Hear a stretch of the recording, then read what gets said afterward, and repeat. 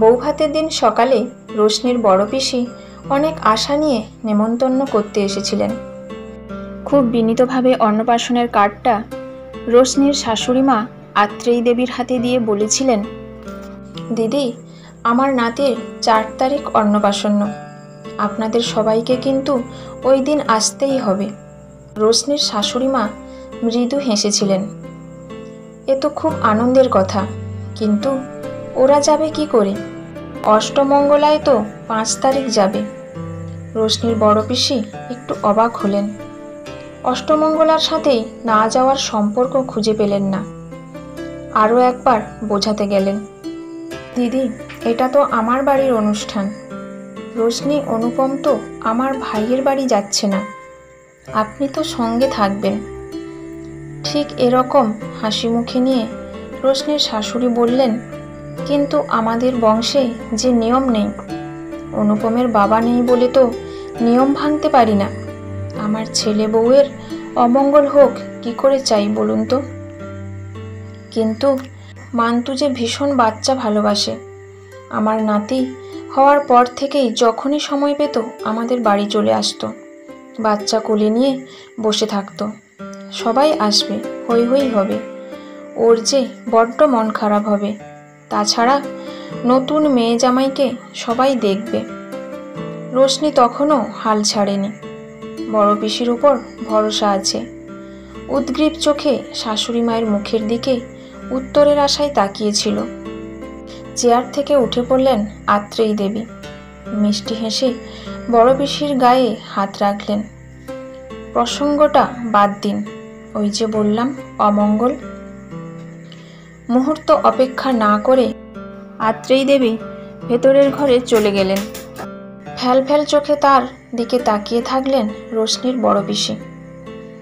এরপরে আর কিছু বলা চলে না। রোশনির চোখে ঝাপসা হতে থাকে চারপাশ। বড় পিসি রোশনির গা ঘেঁষে ফিসফিস করে বলেছিলেন, মন খারাপ করিস না, এখন একমাত্র ভরসা অনুপম। আমি ওকে বলে যাচ্ছি, যদি মাকে রাজি করাতে পারে। এখন সামনে থাকলে ভালো হতো। আর এটাই হচ্ছে শ্বশুর বাড়ি মা, সব কিছু মেনে নিতে হয়। অনুপমকে ব্যাপারটা যতটা সম্ভব বুঝিয়ে বলেছিলেন বড় পিসি। রোশনিও আবদার করেছিল খুব। অনুপম মাকে বোঝাবার চেষ্টাও করেছিল, তবে শেষমেশ ফল হয়নি কিছু। অন্নপ্রাশনের সারাটা দিন নীরবে চোখের জলে কেটেছিল রোশনির। পিস্তুত বোনেরা ভিডিও কলে বাচ্চার ভাত খাওয়ানোর অনুষ্ঠানটা দেখিয়েছিল। অষ্টমঙ্গলায় নিজের বাড়ি পৌঁছানোর কয়েক মিনিটের মধ্যে রোশনির শাশুড়ি মায়ের ফোন এসেছিল। রোশনি, তুমি কি আমাকে বিশ্বাস করো না? রোশনির বিনা ভূমিকায় হঠাৎ এমন প্রশ্নে হকচকিয়ে গিয়েছিল। পায়ের তলার মাটি কেঁপে উঠেছিল। কেন মা? তোমার আলমারি লক করে চলে গেলে, এমনকি চাবিটাও দিয়ে গেলে না। নিজের আলমারির চাবি যে বিয়ের পর শাশুড়ি মায়ের হাতে গচ্ছিত রাখতে হয় বা রাখাটা শোভন, এমন কোনো ধারণা রোশনির ছিল না। বিয়ের আগে তো মায়ের হাতে চাবি দিত না। মা চাইলে বলতো, ব্যাগে আছে নিয়ে নাও। অজান্তে এত বড় অপরাধ করে ফেলল। লজ্জায় মরমে সে যেন মরে গেল। আর হবে না মা, তাড়াতাড়িতে চাবিটা ব্যাগে ভরে নিয়েছি, খেয়াল ছিল না। আমি ভাবলাম তুমি ইচ্ছে করে, ভবিষ্যতে এমনটা যেন না হয়। যাকগে, এখন রাখি। আজ আবার লক্ষ্মীর মা আসবে না বলল, নিজের জন্য যা হোক কিছু করে নিতে হবে। রোশনির নিজেকে কেমন অপরাধী লাগলো। হঠাৎ মনে পড়ল ফ্রিজে অনেক কিছু তরকারি রাখা আছে, মনে করিয়ে দিতে গেল। ফ্রিজে অনেক কিছু আছে, মনে হয় না কিছু করতে হবে। ওই বাসি খাবারগুলো খাবো, তারপর যদি শরীর খারাপ হয় কে দেখবে? তোমরা কি দুরাত না কাটিয়ে চলে আসবে? রোশনি যেন 10 ফুট গর্তে ঢুকে গেল। তার মনে হচ্ছে সে যেন কোনো এক গোলক ধাঁধায় ঢুকে পড়েছে। কোন কথার কোন মানে হচ্ছে কিছুই ধরতে পারছে না। চোখ ফেটে জল এলো। রোশনি আমাকে নিয়ে ভেবো না, বুবাইকে বলো যদি সময় পায় আমায় যেন ফোন করে, তোমরা আনন্দ করো। ফোনটা কেটে দিলেন আত্রেয়ী দেবী। রোশনির অষ্টমঙ্গলায় নিজের বাড়িতে আসার পর উচ্ছ্বাস সেদিন ব্লটিং পেপারের মতো শুকিয়ে নিয়েছিল। অনুপম ব্যস্ত ছিল শালের দল সামলাতে। রোশনি কোনো কথাই সেই মুহূর্তে ওকে বলতে পারেনি। রোশনি নিজের ঘরে ঢুকে দরজা দিয়ে নিজের বিছানায় চেনা বালিশ আঁকড়ে হাপুস চোখে খুব কেঁদেছিল। রোশনি অনুপমের বিয়েটা বড় বেশি তাড়াতাড়ি ঠিক হয়েছিল। রোশনির বাবার কিডনির সমস্যা ধরা পড়ার পর চেনা হিসেব পাল্টে গেল। মাস্টার্সের রেজাল্ট বেরোতেই বিয়ের সম্বন্ধ দেখা শুরু হয়ে গেল। রোশনি 2 বছর সময় চেয়েছিল। সরকারি চাকরির পরীক্ষার জন্য নিজেকে তৈরি করতে চেয়েছিল, কিন্তু বাবা মা নাছোড়বান্দা। হঠাৎ বাবার শরীর গতিক বেশি খারাপ হলে মা অথই জলে পড়বে। রোশনি একমাত্র মেয়ে, মাথার উপর কেউ নেই। তাছাড়া জামাই এলে কত ভরসা। চিকিৎসার ক্ষেত্রে তার মতামত উপস্থিতি একান্ত দরকার। এমন সব অকাট্য যুক্তির সামনে রোশনি বড় অসহায় হয়ে পড়েছিল। অসুস্থ বাবার মুখে হাসি ফোটাতেই নিজের দিকে তাকায়নি। অনুপম সরকারি ইঞ্জিনিয়ার, বাবা 5 বছর গত হয়েছেন। মা ছেলের ছিমছাম সংসার। প্রথম দেখাতেই রোশনিকে পছন্দ করেছিলেন অনুপমের মা। বিয়ের আগে অনুপমের সাথে রোশনির একান্তে মাত্র 2 বার সাক্ষাৎ হয়েছিল। 2 বারই অনুপম রোশনির কাছে কেবলমাত্র একটাই দাবি জানিয়েছিল, রোশনিকে তার মায়ের সাথে মানিয়ে চলতে হবে। বাবার আকস্মিক চলে যাওয়ায় মা ভেঙে পড়েছে। এই অবস্থায় রোশনিকে মায়ের কাছে বন্ধু হয়ে উঠতে হবে। অনুপমের কাতর অনুরোধে রোশনির হাসি পেয়েছিল। ভেবেছিল এ আর এমন কি, ছোট থেকে কাকিমা, জেঠিমা, মাসি, পিসির, এমনকি পাড়ার সকলের চোখের মণি সে। মা মাসির গা লেপ্টে থাকতে ভালোবাসে, সেখানে নিজের শাশুড়িকে মানিয়ে নিয়ে চলতে পারবে না। অনুপম পরম ভরসায় রোশনির হাতটা নিজের হাতে তুলে নিয়েছিল। রোশনি দেখো, আমি তোমার কোনো স্বাদ অপূরণ রাখবো না। চাকরির পরীক্ষার প্রস্তুতিতে সব সময় আমাকে পাশে পাবে। ভেবো না বিয়ে হচ্ছে বলে নিজের ইচ্ছেগুলোকে জলাঞ্জলি দিতে হবে। রোশনির নিজেকে বড় বেশি সুখী মনে হয়েছিল সেদিন, কিন্তু মাত্র 8 দিনে কেমন যেন বেসুরো হয়ে উঠেছিল সব কিছু। দরজায় টোকা পড়তে শুরু করলো কয়েক মিনিটের মধ্যে। রোশনি সজাগ হয়, 2 হাতে চোখ মুছে বাইরে আসে। কিরে, দরজা বন্ধ করেছিলি? সমাজশ্রীকে দেখে একেবারে আনন্দে আটখানা হয়ে পড়ে রোশনি। যেন এই মুহূর্তে তাকেই সে একান্তভাবে চাইছিল। তুই এসে গেছিস? বাহ, আসবো না? কাল রাত্রেই মায়ের কাছে চলে এসেছি। ও বাড়ি থেকে আসতে হলে বেলা 2 বাজতো। অনুপমদার সাথে কথা বলে এলাম। কিন্তু তুই দরজা দিয়ে কি করছিস? কিছু না, ঘরে আয়। ঘরে কেন? চল ও ঘরে সবাই মিলে গল্প করি। তুই আগে এই ঘরে আয় তো। এক প্রকার হাত টেনে বাল্যবন্ধুকে ঘরে নিয়ে গেল রোশনি। সমাজশ্রী রোশনির একদম ছোটবেলার বন্ধু, একেবারে হরিহর আত্মা দুজনে। 7 মাস আগে সমাজশ্রীর বিয়ে হয়েছে। যৌথ পরিবারে বিয়ে হওয়ায় অল্প দিনেই তার অভিজ্ঞতার ঝুলি পূর্ণ হয়ে উঠেছে। রোশনির মুখ দেখে সে কিছু একটা সন্দেহ করেছে।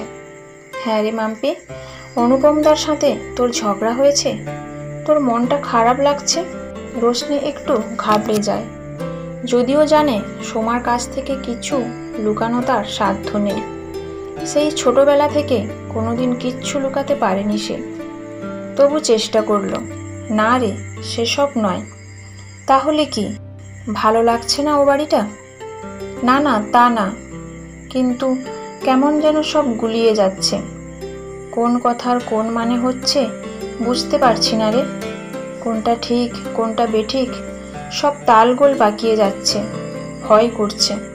সোমা বন্ধুকে কাছে টেনে নেয়, রোশনির চোখের কোলের জল মুছিয়ে দেয়। এমনটা সবার হয়। 7 মাস হয়ে গেল, এখনো ওই গোলক ধাঁধায় আছি। আমার মা কি বলে জানিস? বলে এখন মাটি ধরার সময়, সব সহ্য করে শুধু পড়ে থাকতে হয়। শেকড় ছড়াতে অনেকটা সময় লাগে, কিন্তু যদি না পারি। অনুপম মা ছাড়া কিছুই বোঝে না। আমি ওকে মায়ের নামে কোনো অভিযোগ করতে চাই না। একদম সঠিক সিদ্ধান্ত। অনুপম দাকে এর মধ্যে জড়াস না, আর নিজের মনটাকে ইস্পাতের মতো শক্ত কর। কোনো অভিযোগ নালিশ যেন তোর মনকে স্পর্শ করতে না পারে। বহুদিন পর সোমাশ্রীর ফোনটা পেয়ে ছবির মতো ঘটনাগুলো রোশনির চোখের সামনে ফুটে উঠল। রোশনির এখনও বিশ্বাস হচ্ছে না। বেশ কিছুদিন সোমার সাথে কথা হয়নি। এর মধ্যে কি ঘটল রোশনি ভেবে কুল পায় না। এই মুহূর্তে রোশনির সোমার কাছে ছুটে যেতে ইচ্ছে করছে। সোমার মতো মেয়ে বিয়েটা টিকিয়ে রাখতে পারল না। 7 বছরের বিবাহিত জীবনে ইতি টানতে ব্যাঙ্গালোর থেকে কলকাতায় ফিরে আসছে সে। ওর স্বামীর বদলি হয়েছে 2 বছর। রোশনির অবাক লাগছে যে মেয়ে যৌথ পরিবারের শাশুড়ি খুড়শাশুড়ি নিয়ে মানিয়ে চলতে পারল, সে কিনা একা স্বাধীনভাবে থাকতে পারল না। রোশনির মাথায় হাজারটা সম্ভাবনা পাক খাচ্ছে। অনেকবার রোশনি জিজ্ঞেস করেছে, কিন্তু সোমা বলতে চায়নি। প্রতিবার বলেছে কলকাতায় গিয়ে দেখা হলে সব বলবে। এদিকে রোশনি এই 7 বছরে নানা তিক্ত ভালো অভিজ্ঞতায় একেবারে পাকা গিন্নি হয়ে উঠেছে। অনেক চোখের জলের পর সোমার কথা মতো নিজের মনটাকে ইস্পাত করে নিয়েছে। ছোটোখাটো কোনো দোষারোপ নিয়ে মাথা ঘামায় না। আর হ্যাঁ, এখন সত্যিই সে শিকড় বিস্তারে মহীরুহ হয়ে উঠেছে। রোশনির 5 বছরের কন্যা এখন ঠাম্মির যাবতীয় মনোযোগ কেড়ে নিয়েছে। তিনি এখন নিজের ছেলে বউকে ছেড়ে নাতনিকে নিয়ে পড়েছেন। মেয়ের দায়িত্ব শাশুড়ির উপর দিয়ে রোশনি নিজের ব্যবসা নিয়ে ব্যস্ত। অনুপম কিন্তু তার দেওয়া কথা রেখেছে। রোশনির সব স্বপ্ন পূরণের জন্য যথাসাধ্য সাহায্য করেছে।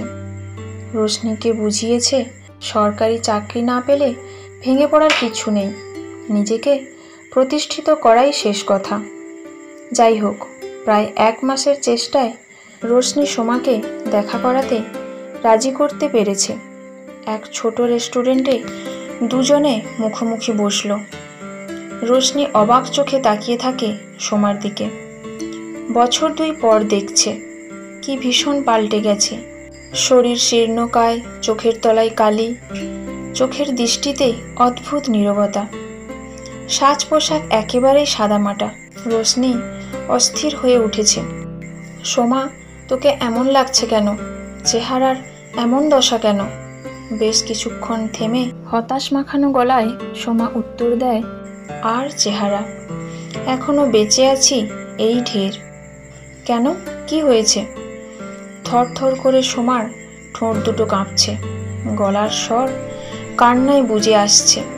কোনো রকমে বলল, 1 বছর আগে ইউট্রাসের টিউমার ধরা পড়ল, খারাপ দিকে যাচ্ছিল। ডাক্তার বলে দিল ইউট্রাস বাদ দেওয়ার ছাড়া পথ নেই। জানিস, তারপর থেকেই আবির পাল্টে গেল। ওর সন্তান বড় ভালোবাসত, আমি তো দিতে পারলাম না। আবির নেশা ধরল, এখন অন্য মেয়েদের সাথে সম্পর্ক রাখতেও শুরু করেছে। আমাকে ওর জীবন থেকে মুক্তি দিতে বলেছে। পারলাম না রে মাম্পি, দিনের পর দিন এই অপমান মানতে পারছিলাম না, তাই চলে এলাম। রোশনি কেঁপে উঠল। মাত্র 2 বছরে এত কিছু ঘটে গেছে। সোমা কিছু জানালো না। রোশনি জানতো সন্তান আসতে সোমার একটা সমস্যা আছে, কিন্তু সব কিছুর শেষে সে যে কিনারায় এসে দাঁড়িয়েছে রোশনি ভাবতে পারেনি। রোশনির 2 গাল গড়িয়ে নামছে জলের ধারা। সোমার দিকে কাতর চোখে তাকায়। এতদিন কেন চুপ করেছিলি সোমা? এত বড় অন্যায়টা মেনে নিলি? সন্তান না হওয়ার কারণে কোনো স্বামী স্ত্রীকে ডিভোর্স দিতে পারে না। লড়াই করব বলছিস? খাওয়া পড়ার টাকা আবির দিয়ে দেবে বলেছে, তাহলে আর কি নিয়ে করব? ভালোবাসা, সেটা কি জোর করে পাওয়া যায়? কিন্তু অধিকার? আচ্ছা, তোর শ্বশুরবাড়ির লোকেরা কি বলছে জানিস? আশ্চর্যভাবে তারা সবাই আমার পাশে। ছেলের অন্যায়ের তীব্র প্রতিবাদ করছে। আমার 4-5 বছরের সংগ্রাম বৃথা যায়নি রে। মনে আছে সোমা, অষ্টমঙ্গলায় তুই আমায় একবার বলেছিলি সংসারের শিকল ছড়াতে অনেক সময় লাগে। অজান্তেই তোর শিকড় কিন্তু বহুদূর ছড়িয়ে পড়েছে। এখন ইচ্ছে করলেও উপড়ে ফেলতে পারবি না। ওই মানুষগুলো তোকে চায়, ওরা বংশধর প্রত্যাশা করে না। একরাশ বিষাদ নেমে আসে সোমার মুখ জুড়ে। একটা দীর্ঘশ্বাস বেরিয়ে এলো। পরিবারের নিজের রক্তের সম্পর্কের কেউ না এলে কিসের শিকড়? আমি তো চিরকাল ওই পরিবারের ভাসমান হয়েই থাকব। মোটেই না, ভালোবাসা পাওয়াটাই আসল। সন্তান না হলে কি কেউ সংসার ছেড়ে দেয়? তুই একদম আবিরদার এত বড় অন্যায় মেনে নিবি না, ওর নিজের লোকেরা যখন মানছে না। তাছাড়া এই লম্বা জীবনটা ভাইয়ের সংসারে অবাঞ্ছিতর মতো কেন কাটাবি? তোকে বাঁচতে হবে। শ্বশুরবাড়িতে সকলের সাথে মাথা উঁচু করে তোকে বাঁচতে হবে, নিজের পায়ে দাঁড়াতে হবে। আমি তোকে সব রকমভাবে সাহায্য করব। বেশ কিছুক্ষণ কি যেন ভেবে সোমা মুখ তুলে তাকায়। তার ভেতরের অনেক দিনের জমাট মেঘটা যেন ফিকে হচ্ছে।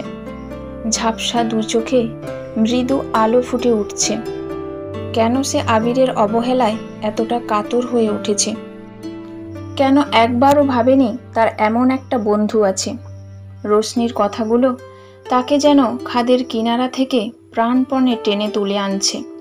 সত্যিই তো, আবিরের মা, বাবা, কাকা, কাকিমা, ভাই বোনেরা সবাই তাকে ভালোবাসে। 5টা বছর সবার সাথে সব কিছুর সাথেই মানিয়ে নিয়ে তবেই সে অর্জন করেছে তাদের ভালোবাসা। তাহলে আজ কেন নিজের অধিকার ছেড়ে দেবে? স্বামী মৃত হলেও তো শ্বশুরবাড়িতে মেয়েদের অধিকার থাকে। তাহলে সে কেন ছেড়ে দেবে? কেন জিতিয়ে দেবে আবিরকে? রোশনি সোমাকে লক্ষ্য করছে, বোঝার চেষ্টা করছে কি ভাবছে সে।